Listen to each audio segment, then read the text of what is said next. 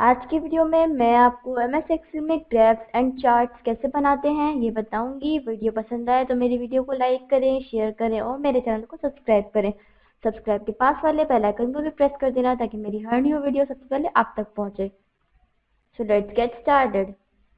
तो सबसे पहले मैं आपको बताऊंगी कि हम लोग एमएस एक्सेल में जो हमने शीट बनाते हैं, मार्कशीट या कोई भी आप शीट बनाते हैं, उस पर हम लोग ग्राफ के जरिए कैसे शो कर सकते हैं।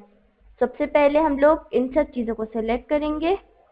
यहाँ मैंने सेलेक्ट कर लिया और Alt+F1 दबाएंगे तो आपके सामने यहाँ पे चार्ट शो हो चुका है।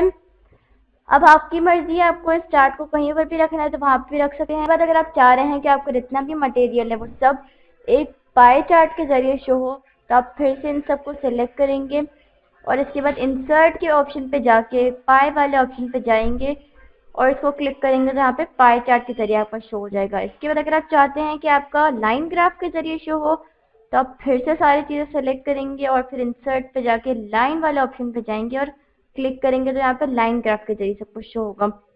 और अगर आप चाहते हैं कि ये किसी और तरीके से शो हो तो आप फिर से सेलेक्ट करके इंसर्ट पे जाएंगे और बार वाले ऑप्शन पे जाएंगे और फर्स्ट वाले को सेलेक्ट करेंगे तो यहाँ तो आप देख सकते हैं यहाँ पे बार ग्राफ आ चुका है।